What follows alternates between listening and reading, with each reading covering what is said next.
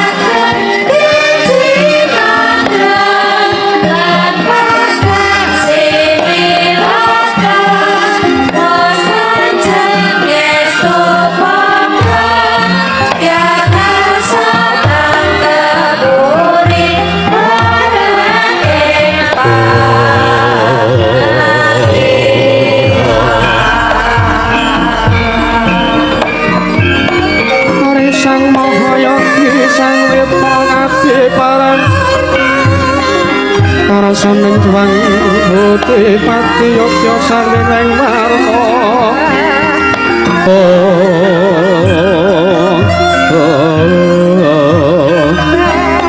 kang gumelaraneng bumi mukya ulun pedhako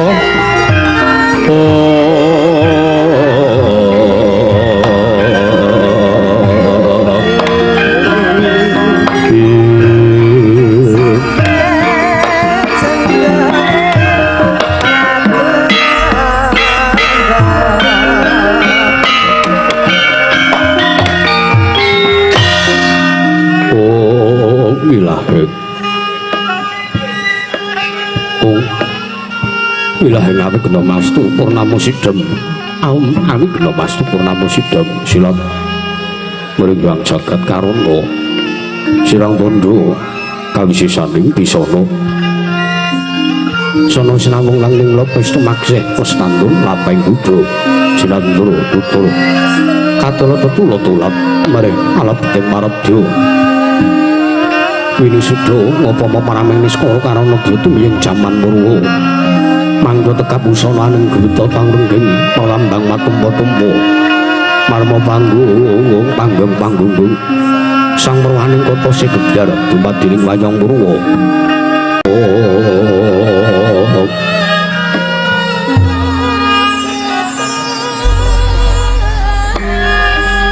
padang terang hari sanggang rendang ngarsa mertawani jagat mungguing jagat wetan tok mungup-mungup mungguing kalingan mukirabang merngangah lamun kaeksi ayahan dilato bumi saya tangu semeru sanggang ngarko katon semeblak kanon gereng abages mujenar kapur bawan sinari sang dimang basonto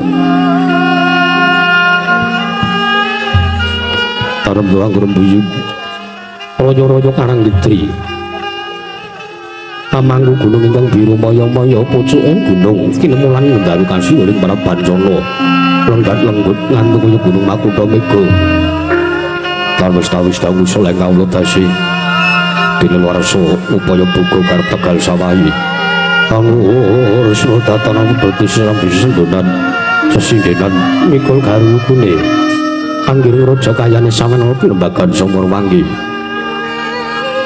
sanggang kakoso tangu seyingkin muskatan melok sinaring jagat dununging kengket lapapat lor kidul wetan yang ulun sinaring jagat kang samya rebujoto rebutejo rebutukuwung parandene tatan wonten ingkang amadani kekuwunging pratapan kutha Runggu kebawat keperintahan negari ing Astina nalika semanten kang kinarya pambukaning konduk sakarat pring mangke negari Ngastina kang dumadi saking pulo-pulo bebanjaran sinasapan daya binawit kambing beng samudra binang langut tanpa wadut pekating manunggal kapanto uruting Cakrawala wane-wane cakring kewisik sawane kineping jurang corong kinepung sirung kinarya sesing peksi lawet yang sarong burung wonten ugi pasisir antar sasana jembar kebeganing pasir kemlaring garis pinggir tarem doang rembuyung royo-royo karang ditri rowi-rowiron klopo bumi subur pasiten mawur satu katu landur tangkara mangkar kawuryan dadi guru-guru beban jengkan angrang sang langit lenggak lengguk lampai toyo kang mijil saking sendang lingkir tandi ilin kang kinara poro pelayu kang tinami waduk bendung-bendung kinari hengileni sawah iya pategalaning sang loro kesmo mokal pangleng tekane bebasan tatanomo bisa cekanging selesat punandra kang murakabi pandya badari siragar pasabinan nyayal misari kang binangko pratiwi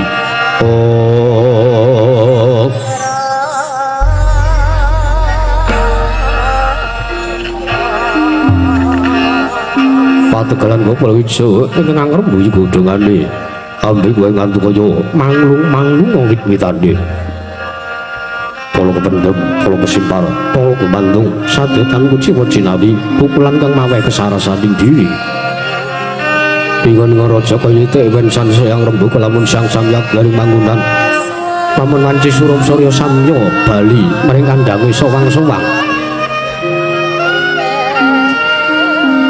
Tatanan carane kandhang angkinan sing palang labet bisa tindak Durjana Citi. Saya seko kabeh karo uring rusa bangsa ben madaning pertapan Kutha Runggu. Kono ngimbangi gunung Anggung Harinaksa Mera Sarira tumurun Stra Tumerat. Satu dadi urek-urekaning lingkungan. Langkung-langkung lamun ta tinaliti sampun samya samet maring sesanggeman. Sependhek bisa tindak sansaya sinansaya. Wata winodananing umat sinamatan daya dinayan. Sawiji-wiji sematan sejati ing jejiban kang pinuji temah mawujud manunggaling cipta rasa kang sak temah ambabar karya.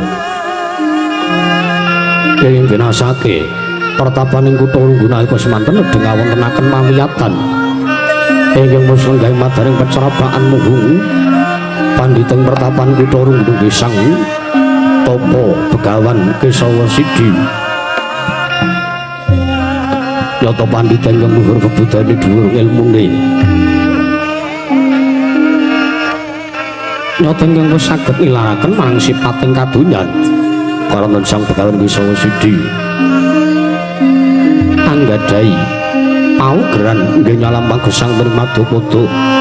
Nggih nyadatan bentenaken nggih nyadatan ban cindhe ban silatan. Karanten kula maos bilih tiyang gesang wonten ing Madyapada. Kedah ginakaken dasar ben wewatekan Bhinneka Tunggal Ika.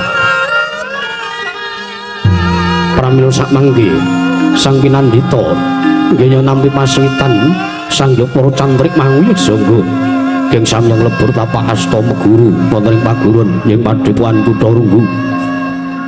Datan namung jamak lumrahing manungsa nanging sangjane para sato kewan ugi samya meguru wonten ngarsanipun Sang Topo Begawan Kesawa Sidi. Kadutih nalika semanten nampi pisawanipun pandhita Kendali Sada ing pertapan Kendalini nenggih Sang Raden Senggana ya Bambang Anoman ya Resi Mayangkara ya Maruti ya Sang Gembong Mangleawan ya Sang Rama Dayapati. Para nduru mangke katinon ratanipun miranganing kadang tunggal bayu nenggih Sang Topo Begawan Gunung Mainaka datan kantun Ari Sang Gajah Setu Bondo tegambar blabar ing madyaning pecerabaan pertapan Kutha Runggu. Sangga para cantrik samyaluk arsa ngangsek wiswanira katena Sang Begawan Kesawa Sidi arsa medhar sabda pangandika. Para milembang sangga para cantrik samya ngangsek wiswanira kanca nduduk kanca ngangsek kanca nduduk.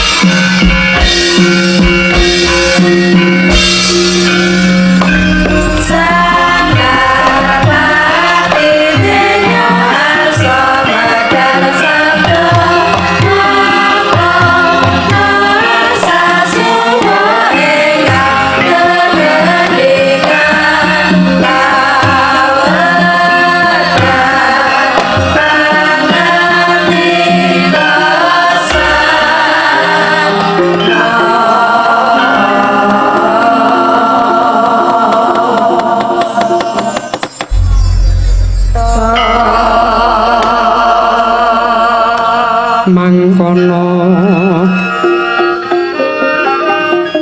ngelmu sanyata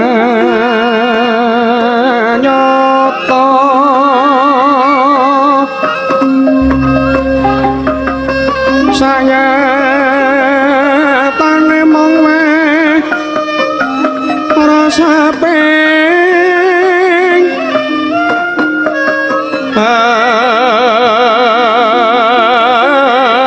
ati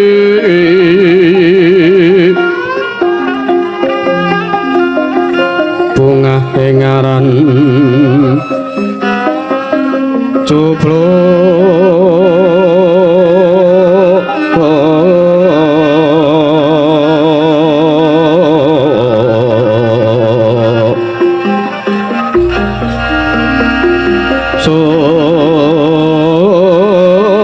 tias kalamonten ino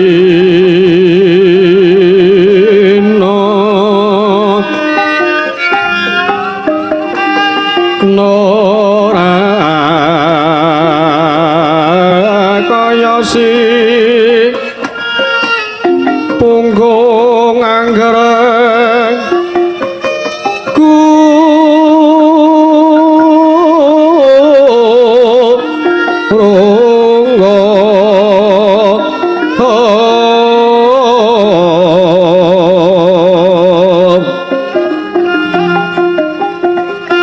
pukungan sadina dina ngremehke padane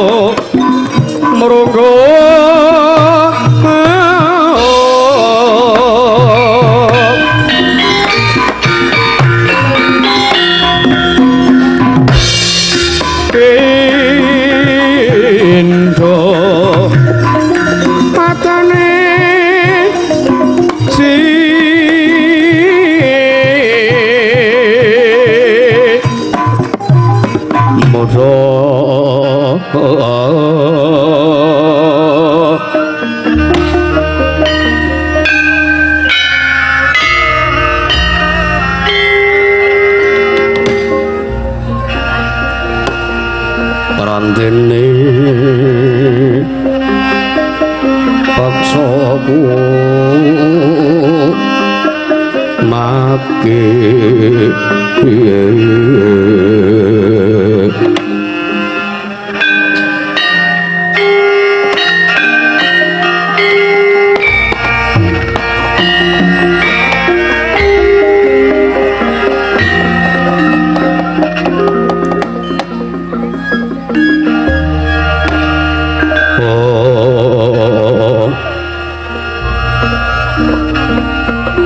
Lang-lang ramyan ingkang driya leri Jiwang Candra katawangan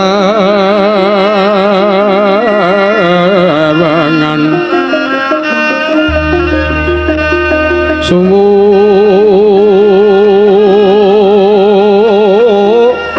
enggas katuk ritan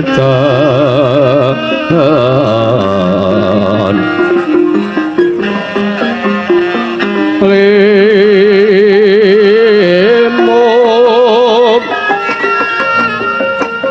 kabiarsaning rojit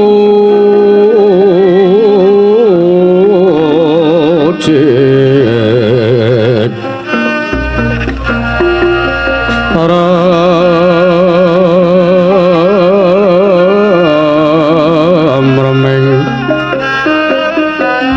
driya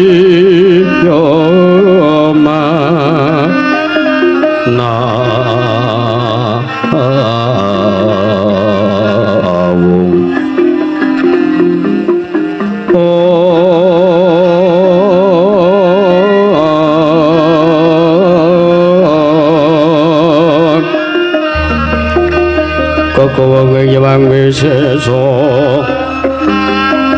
tanana kang kuciwa raras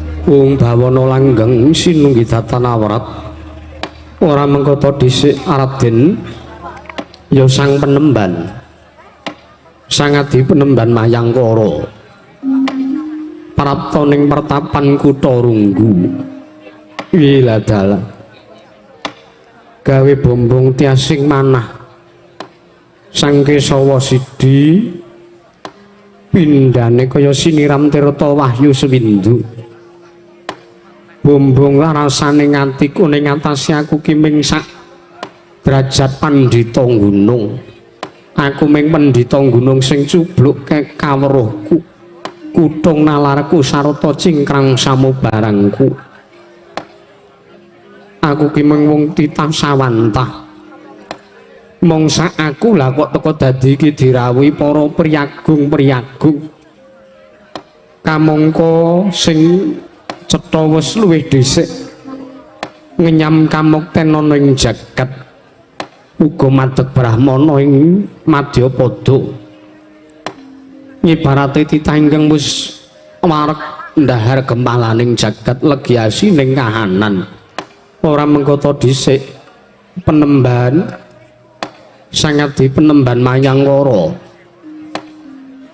Gusti Risang Rama Ndaya Pati ora mengkata dhisik penemban manggon sangat di penemban Mayangkara sowan marepta seba ana ing pecrabaan Kutha Runggu nadyan Begawan Kesawa Sidi ngaturake pambagya raharjaku kunjuk ana ngersaning Sang Resi Mayangkara rawuhmu utawa sowanmu kinantenan karaharjan sangat di penemban Mayangkara punamit pasang kaliman tabi tinebine miloduni dumawing tawang tuwang tebina saking sedaya tulak sari penemban nuwun sewu kula midhanget anggen patuko sangat di penemban Kesawa Sidi miji dhateng miswanipun ingkang abdi pun senggana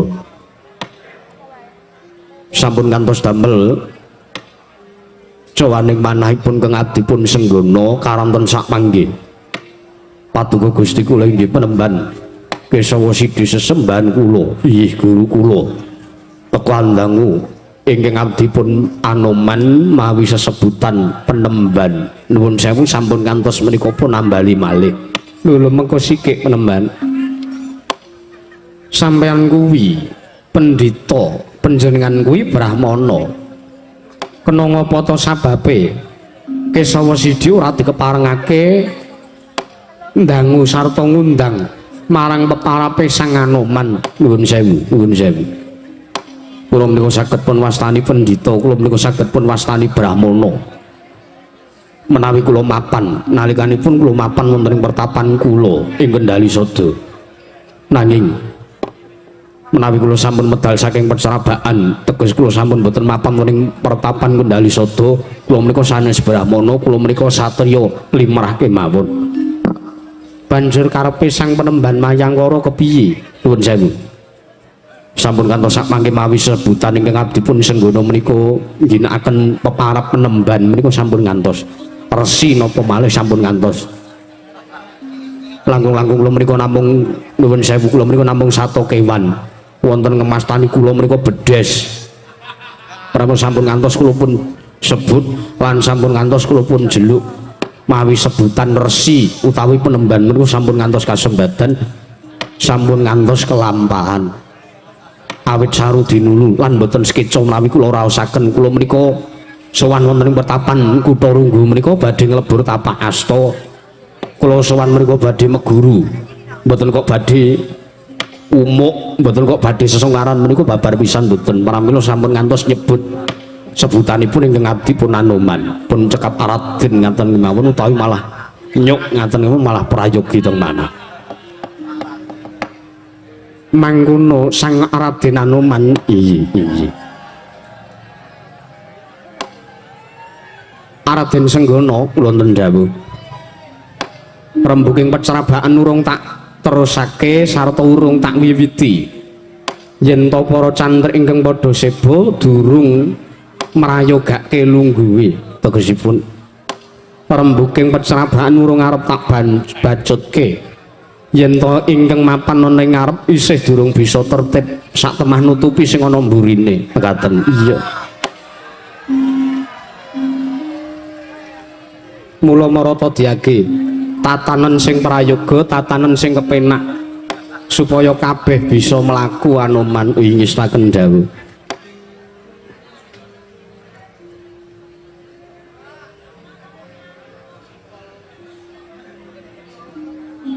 niki kula sambidut mboten napa-napa ora apa-apa oh iya ya arep kowe iki munyuk ning kowe iki ya duweni nepsu nek isih seger udut ya uduta oh nggih panjenengan aku nek ora udut ki ora cekik klinthing ora marem oh iya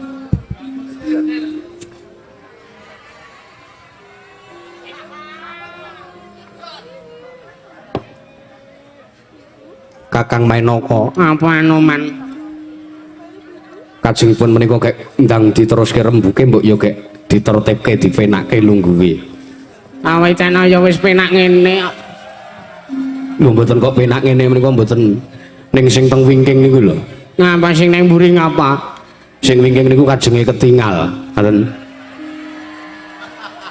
langkung-langkung niku Kakang Setu Banda gajah gedene semana kok ngedang-dangi sing ning burine niku tak mah mboten kepenak kabeh-kabeh itu oh ya wis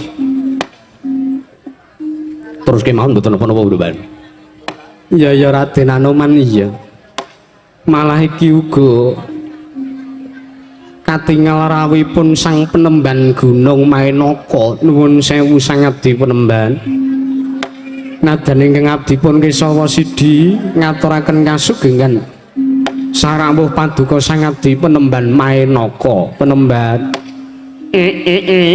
Bawana langgeng sinunggi ora abot ya jagat pangestu karo wayah Bathara jagat ya penemban ora liwat sang begawan kesawa sidi miji marang sowane Gunung Mainaka ya najanta kaya ngapa wae kahanane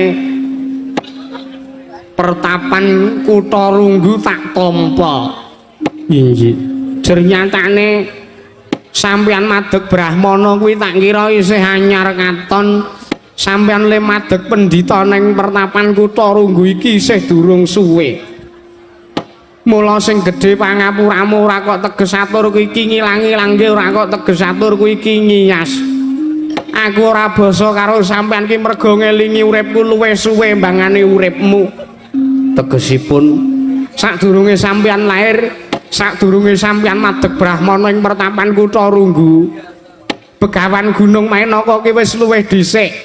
Nggonku ngedeke pertapan, aku luwih dhisik. Anggonku mejangake ngilmu medharake piwulang ana ngersane cantrik-cantrikku ing pertapanku kana. Inggih. Mula kang saka kuwi aja lara ati, aja kuciwa rasamu. Yen to aku nampa pandanganmu ora basa. Ya mung slamet sowanku Penemban Kesawasidi. Setu Banda, Kula Kakang Penemban. kembangane ana bata mabur mbok tulung tuh. Sing kepenak lungguhe. Oh iya sekedap. Bokong kula nembe gatel niki aduh. Monggo bingung leh kula ngukuri pripun. Ya mong aku ngaturke salam taklimku ngatura ya Penemban Kesawasidi. Inggih. Sangadi Penemban Mainaka sampun kula tampi damel bombong tasing manahipun ingkang abdi pun Kesawasidi mboten langkung kula aturi mrayogekaken lenggahipun. Iya. Kaya wis ora kurang kepenak Kesawasidi. Nuwun sewu Penemban. Ngantos kesupen ingkang abdi pun Anoman kula wau kula dereng ngaturaken sembah nggih. Lho nuwun sewu wong sampean kuwi luwih tuwa mbangane Kesawasidi. Apa ya bakal kelakon werda ngaturke sembah ngersane taruna kuwi rak sengara kedaden. Lho mboten. Sak mboten-mbotenipun gandeng kula menika sak mangke calon muridipun Sang Begawan Kesawasidi. Pramila kula ngaturaken sembah sungkem pangabekti kula kunjuk sandhaping pepodo paduka guru kula inggih sesembahan kula ing Kutha Runggu. Raden Anoman Kula wonten dawuh. apa ora bakal kuwalat mengko yen aku nampa sembahe Raden Senggana. Lho, menawi paduka kuwalat mengke mbok kula aturi mejahi dhateng ngadipun Anoman. Juriyatanipun nggih kula ngaturaken sembah bekti menika tulus ikhlas lair lan batos kula. Kula aturaken wonten ngarsanipun Sang Adi Penemban Kesawasidi. Mangkono. Iya. Tak jaluk aja nganti tulak sarik, tak jaluk aja nganti rubeda. Ingkang tumeka ning pertapan Kutha Runggu sembahmu tak tampa. Ora lewat pangestuku wae tampana Raden Anoman. Sampun sanget anggen kawula pundi Penemban? Raden Setu Banda ya Gajah Setu Banda. Sak mengko tak jaluk supaya padha prayoga sartane kinantenan karaharjan rawuhmu utawa sowanmu ana ing pertapan Kutha Runggu kene. Raden Setu Banda ya Risang Gajah Setu Banda.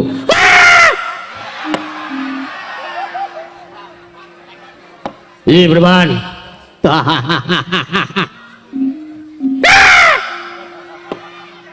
Kakang Setu Banda ki ora ngrebeki kuping ngono. Witekno piye karang gajah kaya aku iki? Gajah ki pancen lagak-lagan. Mah kaya wong ora waras kowe. Waras wae ngono, ora waras diwaras-waraske. Nyatane nek ora waras sengara tekan kene arep telat. Ana kancane wis padha munggah ning pecerabaan kok sampean isih wirawiri. Kebablasan Yayi, kebablasan. Sing gedhe pangapuramu.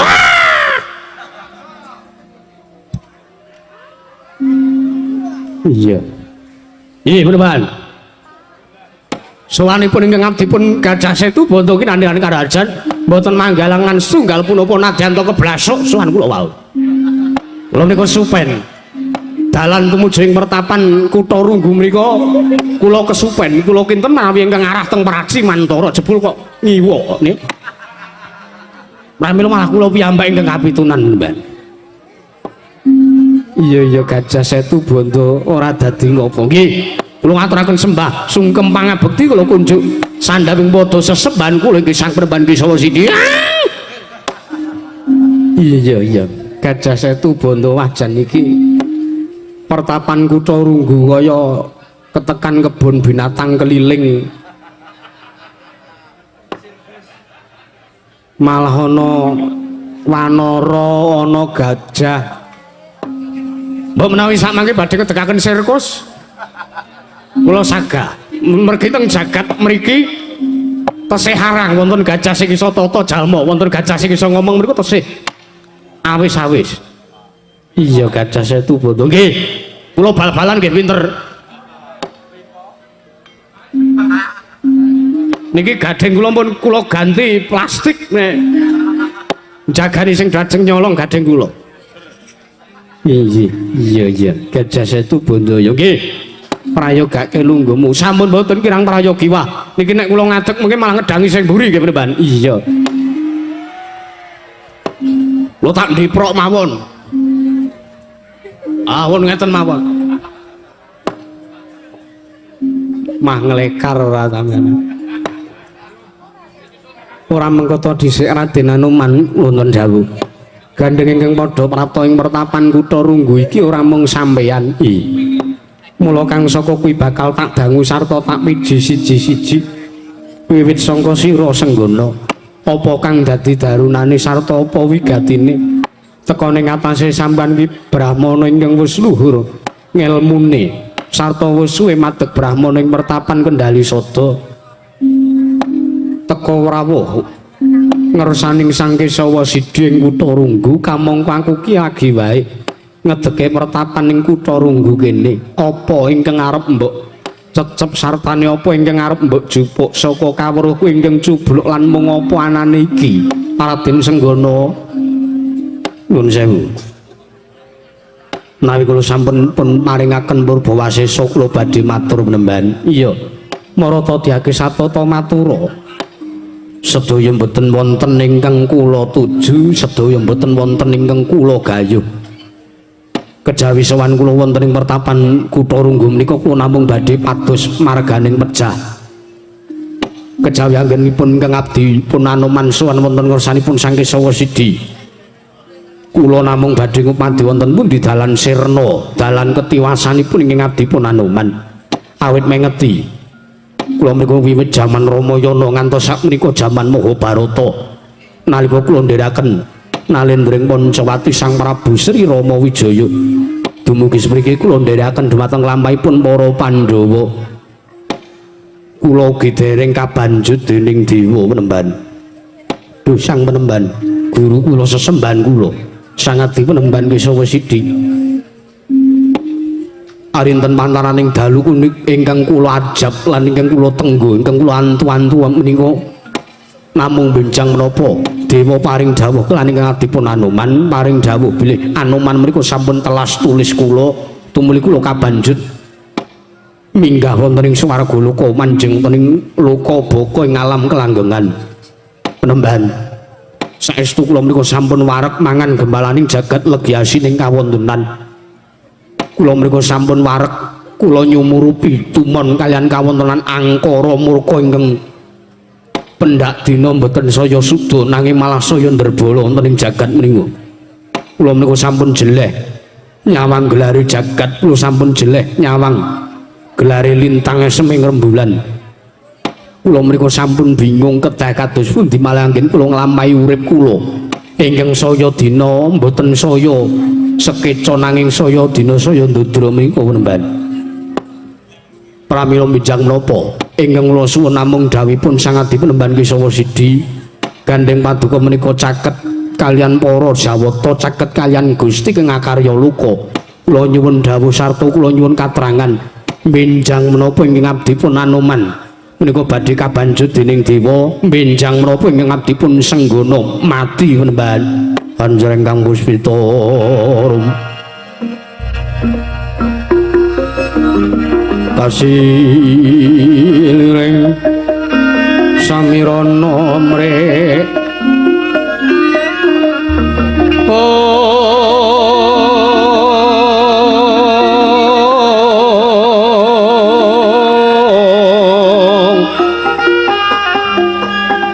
sekar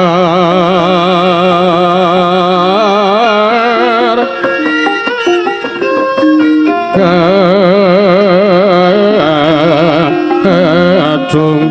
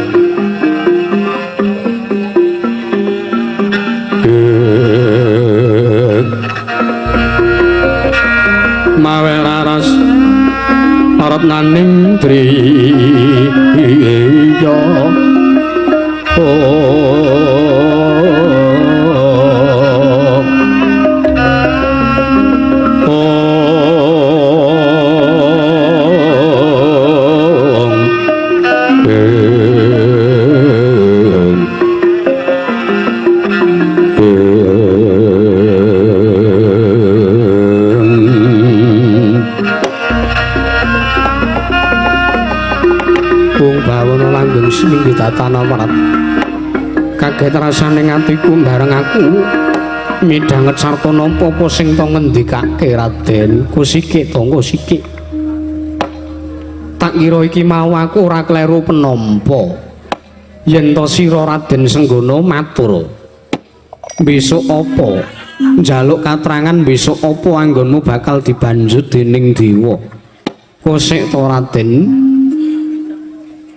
ning atase wong urip ning Madyapada kuwi njaluk supaya diparingi yuswa sing panjang diparingi umur sing pinardawa supaya bisa ngenyam kamukten kang bisa nggunakake yuswa utawa nggunakake uripe kanthi becik lan lair batin nggone nglakoni urip kanthi prayoga nanging kena ngapa to sababe sira Anoman kok kepingin ndang mati sira Senggana kok kepingin ndang dibanjut dening dewa sira Anoman kok kepingin ndang manjing ning swarga engko sik to Raden aku wingi masuk angin wae tak keroki kok ibarate wong kuwi rada ngrasake ora waras sethithik awake rada ngrasake ora kepenak sithik ragane paribasane golek tombo supaya bisa ngrasake waras wiris kaya wingi uni meneh wong mlaku wae dingati-ati aja ngasih kesandung ibarate kang sak temah kesandung kuwi mau iso ndadekke tiba nanging kena ngopo sira Anoman kok ngajab kepengin mati kuwi duh Senggana gedhe timen dosamu waduh nuwun sewu Remban Watuku sesembahan kula sang penemban kisah sidi paring dawuh bilih kula dosa kula ingkang pundi dosa kula ingkang menapa luput aturmu mergo kowe takon karo aku besok apa Anoman bakal mati Anoman aku tak omong karo kowe iya kados pundi anggep aku ponakane sing gawe urip ngono apa piye anggep aku ki ponakane sing gawe urip anggep aku ki anak dewa ngono apa piye lah kok dadi aturmu kok sajak ngiyas sajak ngina karo Kesawa Sidi oh alah Anoman aku ki ya mung menungsa lumrah ingkang kedunungan nina lali salah apes lan mati uripku arep kepiye rezekiku arep sepira sing diparingake karo Gusti menyang aku lan patiku sok apa wae Kesawa Sidi ku ora mangerteni lajeng menawi pejah kula tartentu paduka pirsa ngerti tak tutuk ndasmu kowe Anoman aku wis matur patiku dhewe aku ora ngerti sok kapan apa meneh patine uripe liya apa meneh pati uripe wong liya aja kok uwong kowe iki kewan aku ki ora ngerti matimu sok kapan lambuk menawi gandeng wonten laladan pesisir menika kethek menika dados ama muyuk menika dados ama tetanduranipun para kawula lambuk menawi kula saged pun klumpukaken dados tunggal kalian kethek-kethek konvensional menika tumuli kula pun lagar kula pun pedhahi mawi sarana Patyabong ya nek arep mati-mati ya kono ya mung aku ki matur karo kowe aku tak omong karo kowe ya Anoman kowe iki peranganing sato kewan kowe iki wanara kowe iki kewan nanging kowe duweni keluwihanmu apa sing diparingke saka Gusti karo kowe kowe iki kewan ning isa tata jalma kowe iki kewan ning bisa omongan kaya sak lumrahe menungsa kejaba saka kuwi kowe kuwi duweni nalar pikir sing bening sartane duweni nalar pikir sing tanpa beda wewatekan sarta sifatmu kuwi kaya dene menungsa lumrah kaya dene aku ping pindhone kowe diparingi umur dawa pila bara kowe ngaturke panuwun ngaturke syukur rasa syukur kunjuk ngersani Gusti kok malah ngresula. Kowe iki menungsa apa dudu? Dede. Oh iya kewan ya kowe ya. Dede kula dede menungsa menemban. Lajeng kula niku namung nyuwun dawuh. Benjang menapa kula pejah lan benjang menapa lan kados pundi dalan lan srana anggen badhe kasembatan mejahi dhateng ing adipun Anoman. Tak omongi. Iya kados pundi? Sangune pati kuwi mung Gusti ingkang pirsa. Siji pasti loro jodoh telu tibaning wahyu kuwi mung Gusti ingkang pirsa. Kuwi wadine Gusti. Mekaten. Iya. Nadyan to dewa wae ora dikeparengake mangerteni marang besok apa. Lan besok kapan titahe tekaning pati luwih-luwih kok menungso. Aku ki ya mung menungso lumrah. Aku ki dudu ponakane sing gawe urip. Aku ki dudu ponakane dewa. Aku ki dudu peranganing para dewa. Aku dudu perangane menungso sing diparingi ngerti bab wadine Gusti. Mula nek kowe arep takon kepiye dalan patine Anoman lan sok apa senggana lemudar, aku ora ngerti senggana. Waduh luput menika kula. Luput sebabe apa?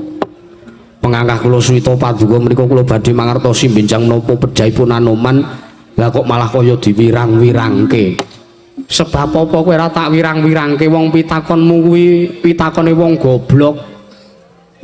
Pitakonmu sing kaya ngono kuwi pitakone wong bodho. Kowe diparingi umur sing dawa, diparingi yuswa sing panjang kuwi kon nggunakake kanthi bener becik kok malah ngresula. Munyuk kentir kowe kuwi. Nggih. Nyuwun pangapunten menemban, nyuwun pangapunten. Mboten badhe kula bali malih atur kula kados mekaten. Yo. Tok baleni meneh malah tak paringi paukuman. Nek arep suwita ngresaku ya wis kowe dadi rawangku wae, kowe ora usah dadi cantrikku, ora usah dadi siswaku. Sing lumrah-lumrah wae Anoman. Iya. Kula ngaturaken panuwun wonten sak mangke kula pikantuk pepajar manah kula. Iya, aku ki ora madangke atimu ning aku ki mbukak pikiranmu sing bodho kuwi. Iya. Kowe munyuk labil kowe. Wah gingsir wolawali wewatekanmu kamangka derajatmu kuwi iki pendhita. Lah kok dadi ora iso mikir kanthi bener, ora iso mbedake endi sing pantes dilakoni lan endi sing ora pantes dilakoni Anoman. Kowe iki mun pangapunten menemban, nyuwun pangapunten. Iya. Nek pancen kowe arep suwita ya wis dadi kancaku, dadi rawangku ngono wae, ora usah sing neka-neka kowe iki ra. Nyan seswa matur marang Hari Sang Mahayagi.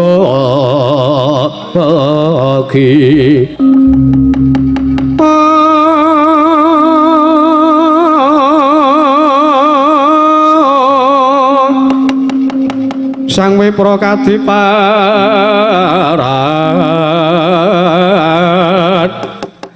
karsaning Hyang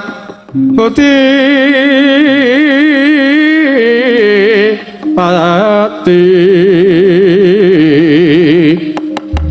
Yogya sarining warna kanggo melaring bumi.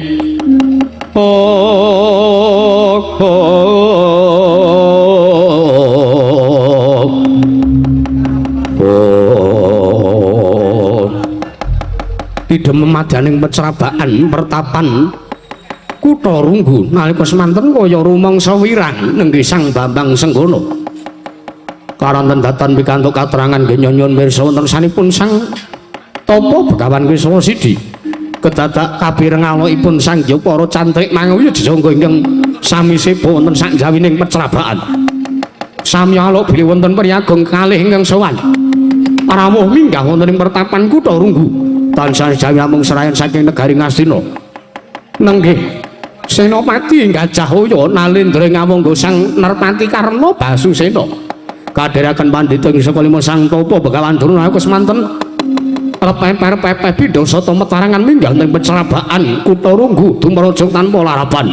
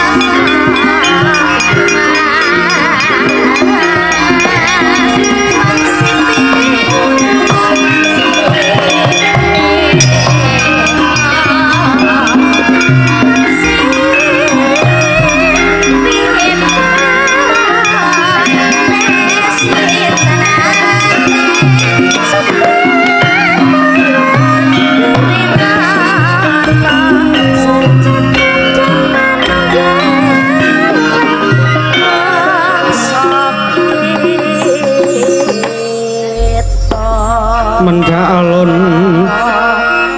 tata trap silanira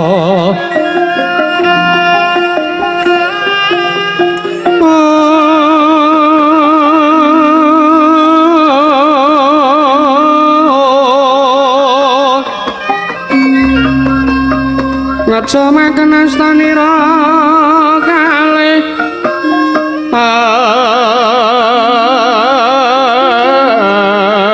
astanira kalih pisan yen ngandika magawe pranta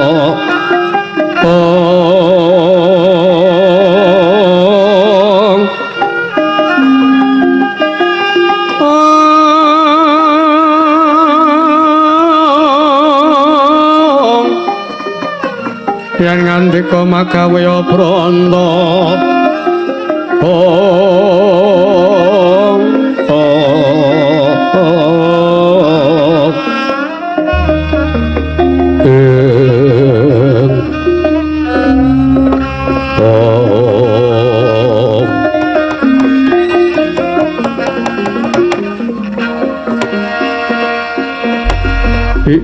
ung bawana langgeng simenggidat tanawrat Anoman kula ndhawuh nemban kowe takon mundur sowanmu merga bakal ana dhayoh la iki dhayohe wis tekan kene iya nuwun sewu menika mboten pangling arawipun Senopati Negari Ngastina Nalendra Ngawangga Sang Prabu Karna Basusena iya iya menika kadharaken kalian Begawan Durga sing endi sing mingking niku lho sing dapurane kaya pitik aja sak geleme dhewe omonganmu iki tamu agung lho Anoman iya iya monggo kadangmu rawipun iya sing prayoga sowanmu iya sampun boten ngrang prayogi mrembahan nuwun mangke sinuwun Sang Adipati Karna Basusena ing Ngawangga rawuh wonten ing pertapan kutha Rungge ingkang abdipun Kesawa Sidi ngaturaken sembah kula kunjuk sinuwun. Ya jagat pangestu ngarayahu Bathara jagat niwang suksmana mangadili nuwih. Ana sasmintaning sun jagat ya Begawan Kesawa Sidi ya. Ora liwat kowe mbageke kelawan sowaning Adipati Karna. Sarta kowe uga ngaturake sembah ana ngersaku tak tampa ora lewat pangestu ning Adipati Karna wae tampan ana Begawan Kesawa Sidi inggih sinuwun sampun kula tampi damel bombong tiasing manah kula kaprayogaken rawipun kaya wis ora kurang kepenak Begawan Kesawa Sidi nun mangke penemban Durna ing Sokalima penemban Kumbayana Sarawuh Paduka Sang Penemban Durna ing pertapan kutha Runggu nadan ingkang abdipun Kesawa Sidi ngaturaken pudya pangastawa saha pambagya raharja mugya kunjuk Penemban Durna oleh kentas waru gembal manyar-manyar do neng dukul wana alas dadi wana Dek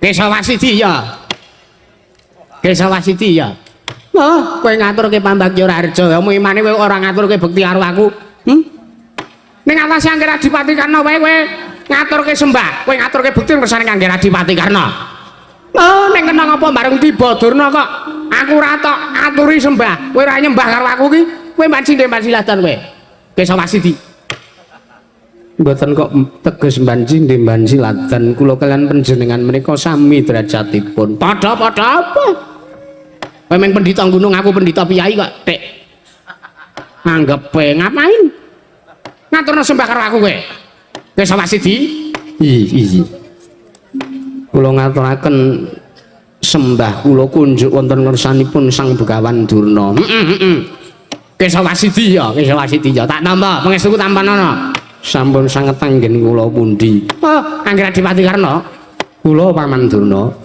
niki kok akeh kewan-kewan niki karepe pripun? Lho. Liripun kados pundi? Niku lho. Lah kok dadi munyuk ana mriki. Anoman prapta teng mriki, kamangka teng jaba wau kula nyawang nggih enten gajah.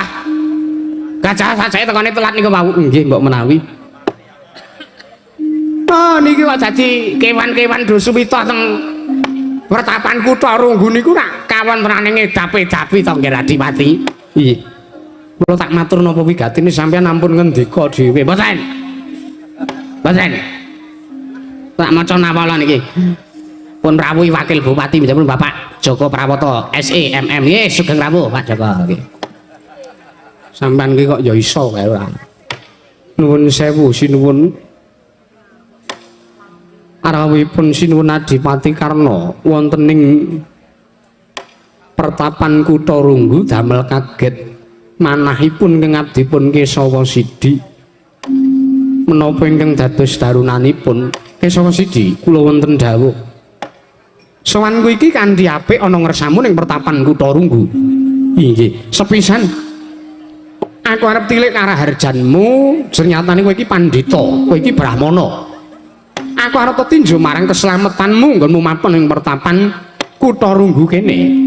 Ngaturaken genging panuwun, ndungkap angka 2. Ana pirang-pirang perkara ingkang arep tak rembug sartane ingkang arep tak aturake ana ngersamu Kesawa Sidi. Ingkang sepisan ya kuwi anane Adipati Karna sowan ana ing pertapan Kutha Runggu iki ora saka karepanku pribadi nanging pancen aku diutus dening Yayi Prabu Duryudana ing Nalendra ing Astina. Aku diutus dening Yayi Prabu Jaka Pitana supaya sowan ning pertapan Kutha Runggu ingkang nanjihake wigatine ya kuwi nanjihake perkara nggonmu madeg brahmana ana ing pertapan Kutha Runggu iki. Ingkang pertapanmu ya pecerabakanmu mbok bangun ana ing saklengkeng gunung Kutha Runggu. Sing sepisan aku arep menehi ngerti karo kowe, aku arep ngatur uninga karo ngarsamu Begawan Kesawa Sidi. Mangertiya yen to gunung Kutha Runggu iki sejati kebawat keperintah wewengkon negara Ngastina. Mekaten ya. Mula kang saka kuwi anane Prabu Karna Prapta mrene ora liya kejaba sepisan aku arep ngluputke karo kowe. Aku arep ngluputke karo patrapmu, aku arep ngluputke karo tumindakmu. Merga kowe wis wani ngedeki pertapan Kutha Runggu, kamangka gunung Kutha Runggu iki kebawat keperintah wewengkon negara Ngastina. Lan kowe ora njaluk palilah, kowe ora njaluk dawuh ana ngersaning Nalendra Ngastina ya kuwi Yayi Prabu Jaka Pitana. Kowe dosa, kowe luput tumarap negara Ngastina. Kuwi ingkang sepisan ping pindhone anane Adipati Karna Prapta mrene iki mongko bareng sartane ngandhi marang Bapa Durna ya pamanku mbayana ing Sokalima iki merga ngelingi negara Ngastina kuwi duwe brahmana, negara Ngastina kuwi duwe nujung ingkang ora liya kejaba ya kuwi pamanku mbayana ing Sokalima.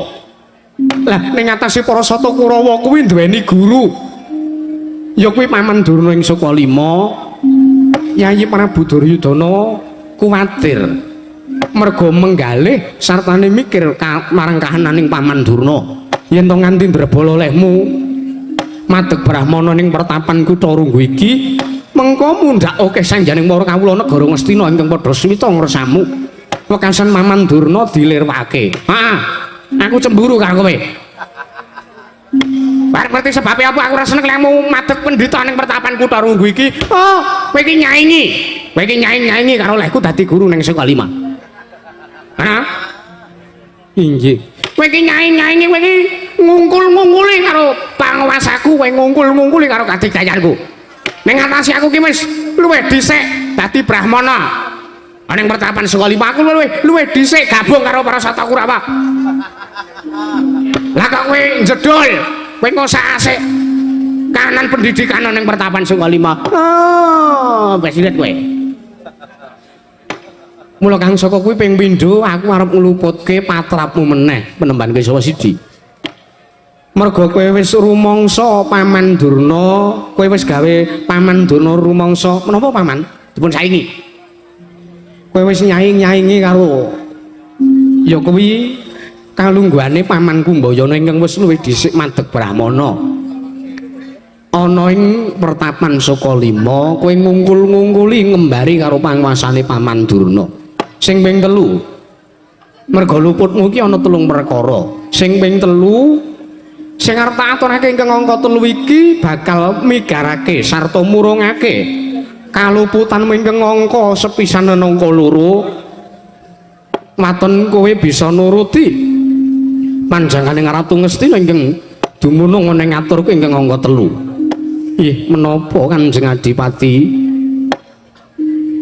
kabar sing wis ditampa dening Yayi Prabu Duryudana lumantar pasumpenan nalika semana Yayi Prabu Jaka Pitana antuk wangsiting Bathara antuk dawing para Jawata yen to dewa bakal metedhakake kanugrahan kang aran Wahyu Makutarama kamangka dawing dewa Wahyu Makutarama kuwi bakal tumedhak lantarane ora liya kejaba mung mapan ana ing pertapan Kutha Runggu ya ana ngersaning Sang Begawan Kesawa Sidi.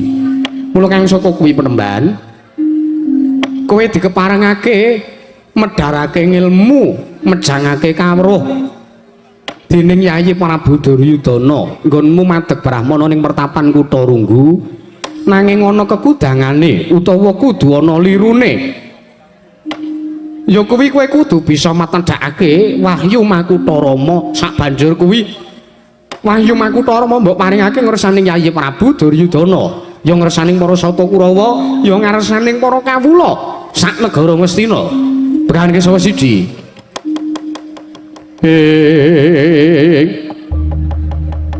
Kakya trisang kapirang urina anggul kinempet kempet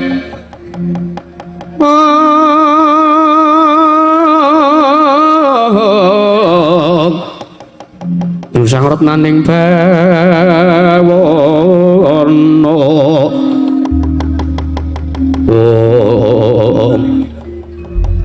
Ihung bawana langgeng sin kidatana awrat nuwun sewu Kanjeng Adipati Karna Begawan Kesawa Sidi kula nyuwun pangapunten awit sadaya kalepatan ingkang sampun kula lampahi kamangka tanpa kula ngrumaosi bilih kula sampun nandhang kalepatan pramila sampun tumpuk matumpa-tumpa dosanipun kang abdipun Kesawa Sidi wonten ing mriki kula badhe nyuwun lumebering Samudra pangaksami kula suwun supados sak mangke paduka Kanjeng Adipati Karna nyuwunaken pangapunten dhateng Gusti kula ing Astina. Ya.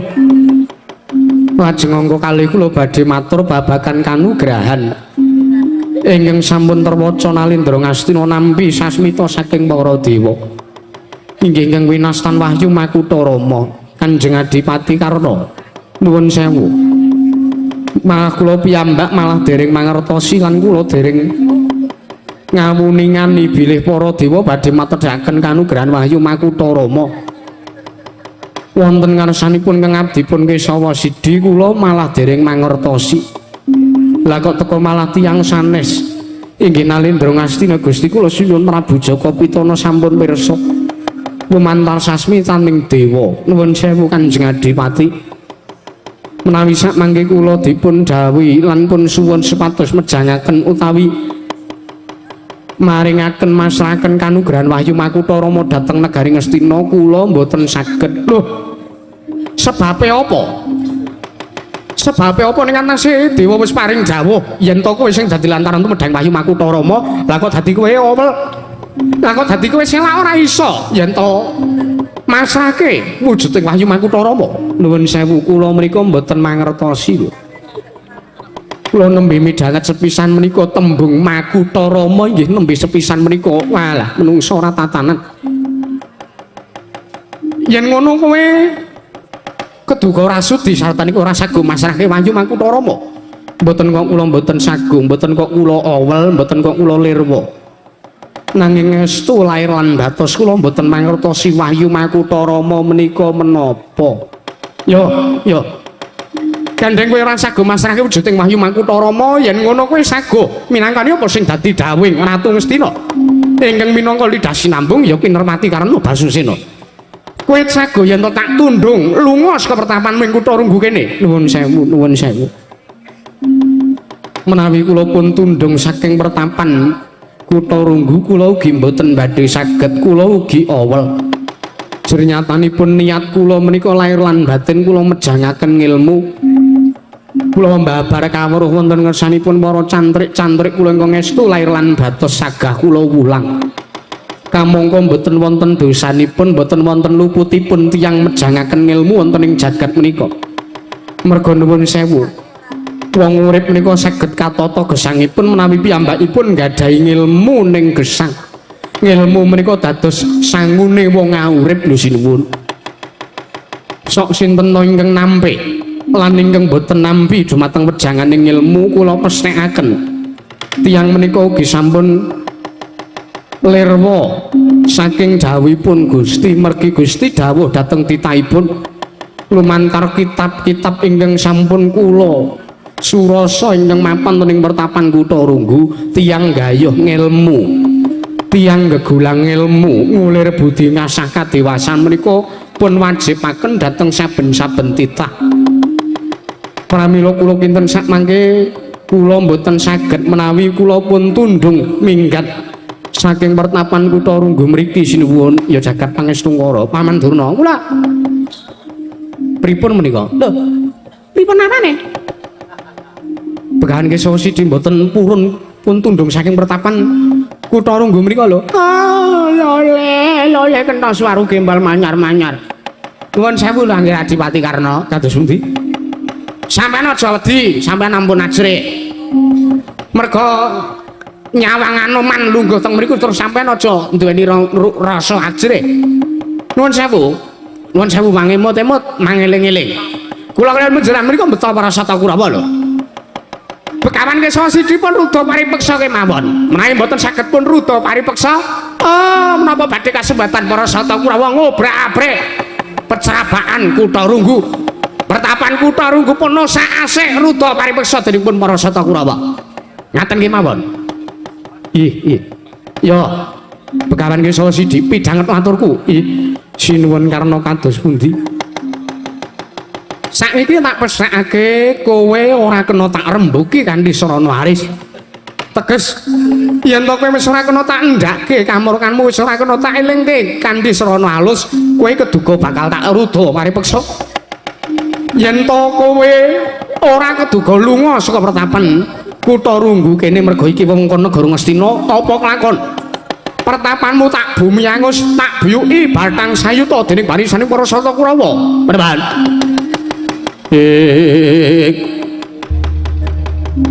Caca muntap lir kinentap.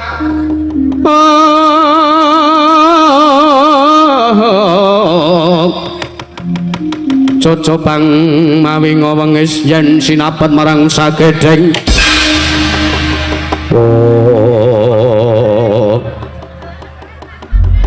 Dus maling rap manus maning jajalan gelag-geleng bumi menungso ora tatanan ora mengkoto dhisik Prabu Karna. Aja kaget Anoman sing merpegi lan Anoman sing adu arep kelawan Nerpati ngawangga. Wah Paman Durna kula sajak gembong mangleawan mboten nrimaken.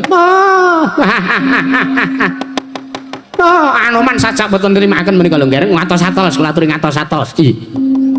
Merga najan mriku namung wujudipun wanara ning mriku nggadahi kadigayan ternyata rumiyin tau tate dados jagoning dewa. Ngatos-atos. Nggih. Kula aturi lenggeng prayogi iki mawon. Nggih. Senggana kowe sajak ora nrimake marang apa sing dadi aturku. Pancen kewara nyata Prabu Karna. Merga mangerti ya mesti tuwuh tandha pitakon sakjroning atimu anane Anoman mrapta pertapan kutha Runggu iki wigatine apa? Wigatine ora ana kejaba aku nglebur tapak asta, aku swita ngersaning Sang Begawan Kesawa Sidi. Aku iki siswa, aku iki cantrik Sang Kesawa Sidi ing kutha Runggu. Kula kang saka kuwi gandeng Sang Penembar Kesawa Sidi kuwi guruku, aku kuwi muridé, aku kuwi siswane. Mula aku ora nrimake yen ana menungsa ngengaya dapurmu. Keduga mirang-mirangke marang guruku lan keduga bakal ngerusak pawiyatanku ing mertapan kutha Runggu. Wah, menungsa ora tatanan. Yen ngono tak pesthekake Senggana sing dadi pepalange para Sata Kurawa. Sing dadi pepalange Senopati Ngastina nggonku bakal nundung marang Bekan Kisawa Sidi. Pancen Kumranyata. Ayo.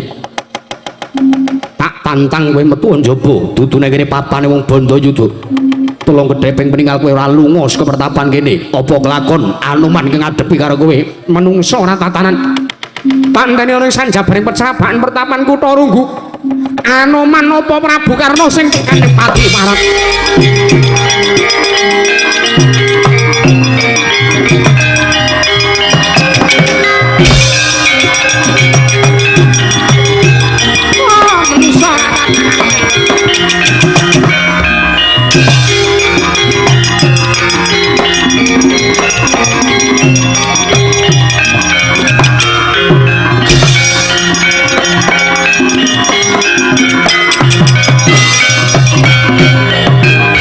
Pandita kinarya wangsit pindha kumbang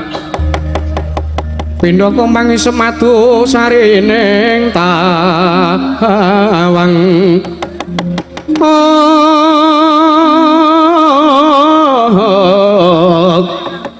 susah angin ngendi nggone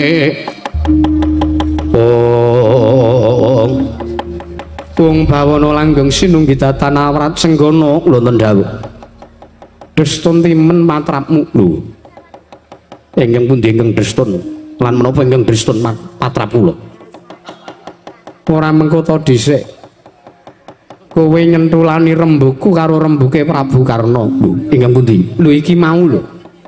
Kowe nantang Bandayuda karo wong Ngastina kamangka sing dadi pendhita ing pertapan Kutha Runggu kuwi Begawan Kisawa Sidi teges sing kedayowan aku yen to sing kedayowan kuwi aku yen ngono aku sing duweni wewenang mangsuli marang Dayoh kae mau ning aku tak takon karo kowe jejermu ning kene apa Anoman ih kula menika Dayoh wonten mriki apa ana jamak lumrahe Dayoh kok nundung karo Dayoh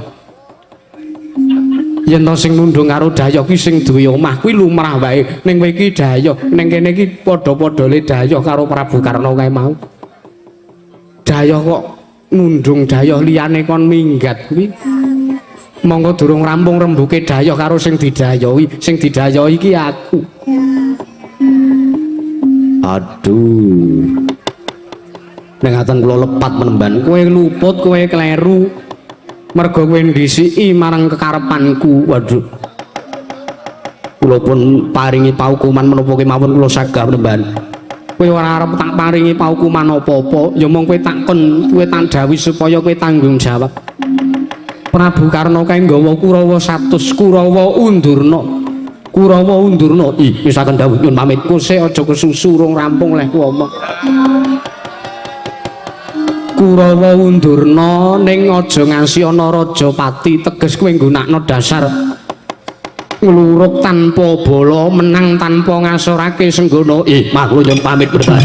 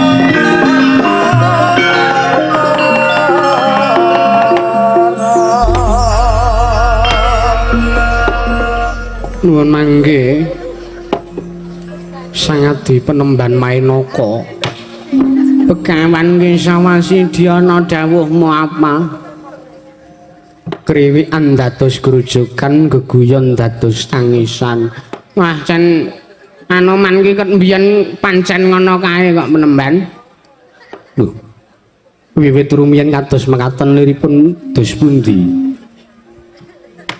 ora didhawuhi sok gegeden rumangsa kae kuwi ngono ora ana wong ngomong apa-apa sok marah-marah sok temandang ning basa didhawuhi jegidhek kupinge jan ora ngrungokke kan aku mangkel karo kunyuk putih kae nggih ha iki Penemban kula niku dados kancane seprono seprene Anoman urip niku ngoten niku mawon jan ora mundak-mundak dhuwur tegese apa ora mundak-mundak dhuwur nalare ngoten lho Penemban kula niku nggih bingung kula niku kekancan karo Anoman niku kaya momong bayi wah ngrono wong dawuh dikongkon ora ndang temandang ora ndang mangkat mbasan ora ana wong muni apa-apa sok mara-mara mbah sok ora cetha ngoten niku njen kangge sok ngece ngoten niku sokan